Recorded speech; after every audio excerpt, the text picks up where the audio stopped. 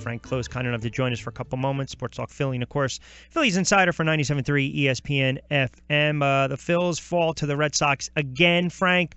Last night, 7-3, the bats kind of go silent. Hellickson gets roughed up a little bit. It seems like a reoccurring theme every week. We kind of beat a dead horse and talk about this offense, and we pick on a couple players here and there. I guess maybe I'll give Franco a pass right now. I can pick on Herrera. Maybe we can say Altair, who only had one hit. Oh, my goodness, his batting average drops a little bit. But, I mean, in all seriousness, look, this team right now, we're 60-something odd games into the season. So we're nearing the halfway point. Ultimately, give me a player or two that you think would be a player that the Phillies would consider moving come July, come the trade deadline. Well, I think any veteran is available, and in fact, you mentioned Hellickson. I think he's been kind of disappointing lately.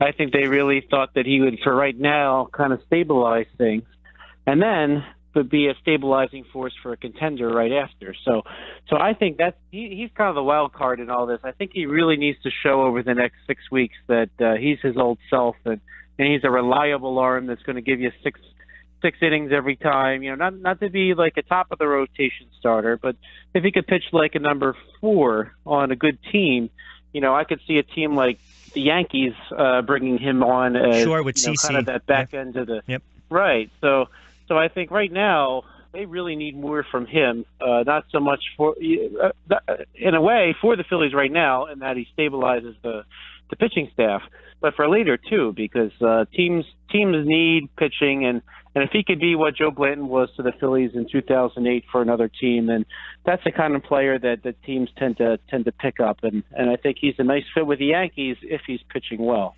And they believe Cethi's going to be out with that hamstring strain for about 4 weeks, and it's curious to see even down the road if he's going to be healthy with that.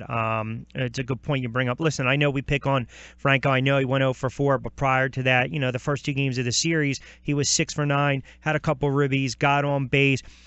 Have you seen?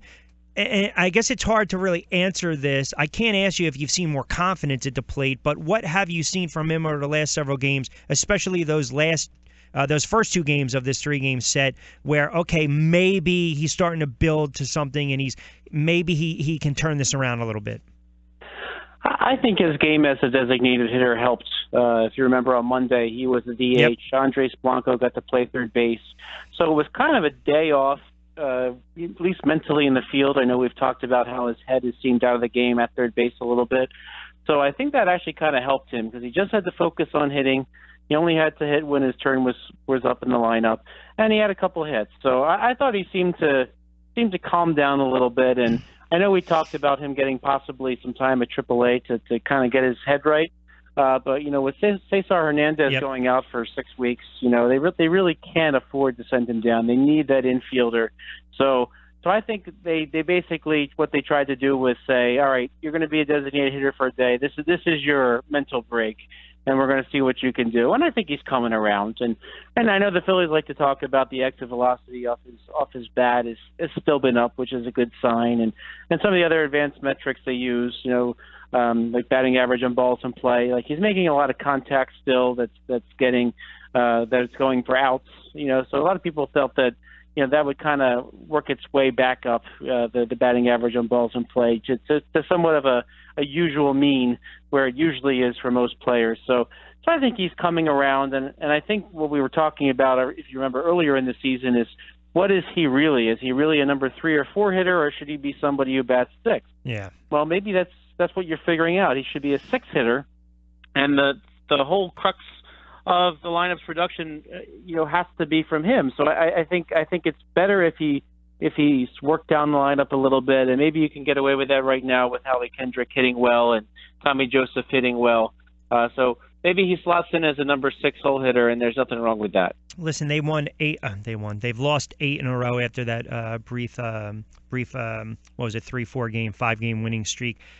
You lose 8 in a row, and then all of a sudden it starts to get to 9, 10, then you start dropping 12 out of 14, 12 out of 15. We've seen it with this team before over the last several years. We even saw it earlier in the season. How does the manager keep these guys upright, right? How does he keep preaching to them, hey, the sun's going to shine tomorrow. Just keep going out there, playing ball, and maybe we can turn this thing around and win a couple games. Yeah, that's the really hard part about the job right now. And everybody says that Pete Mackanin has great patience and he's really good with the players, but this does represent a real challenge for him, because you don't want the young guys. It's one thing if your veterans have to go through this, because most of them have been through it here or there. Howie Kendricks of the world have been through this. He's been on really good Angels teams. He's been on poor Angels teams. He's been on good Dodgers teams. He's been on so-so Dodgers teams. Guys like that, I think, are going to help kind of carry this load going forward, because you'll see in a guy like Kendrick, if you watch this play against Boston, I mean, he's really laid it all out on the field. And I think that's going to be what kind of sets the tone for the younger players, because guys aren't this guy, this veteran, yep. Right? You have this, and Howie Kendrick is somebody that you just have great respect for, because longtime veteran, always good for 290 every year, great hustle, as we've seen, and a guy like that, younger players will look up to, and if they see him laying it all out on the field, no matter what the score is, I think that will help keep the players motivated. So some of it falls onto the manager, but I think when you have some good veterans that have been through it all, the good and the bad, that really will help you go forward. They wrap up their set with the Red Sox today. Listen, I know we're a little tight on time. Let me just ask you this: it's baseball, but it's not Phillies related, just overall baseball. You heard the news with Baseball Hall of Fame coming down and basically saying, listen, the ban still uphold when it comes to Pete Rose, and everyone knows about the 42-56. We all know that. He was denied reinstatement by Manfred back in 2015. I'm just curious, from your standpoint, covering baseball for as long as you have, do you ever foresee a day where this ban will be lifted and Pete Rose will have an opportunity to get into the Hall of Fame, or at least be voted upon to get into the Hall of Fame, which he should get in on roller skates? Well, it's only a lifetime ban, right? So maybe posthumously, Pete Rose Jr. has to be the one to accept his dad's, which is going to be horrible. Which I think is a shame. Yep.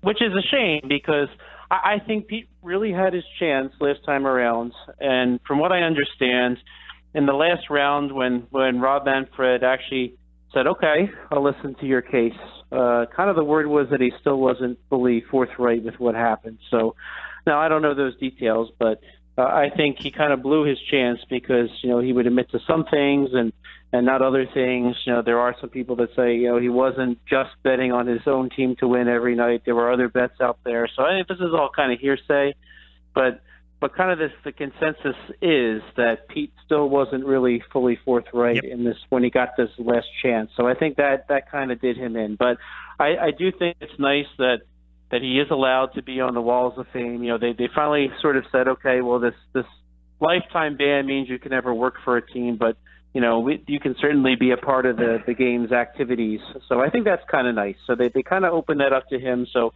he will get to enjoy that. The fans will get to enjoy that. But I don't think in his lifetime he will make the Hall of Fame.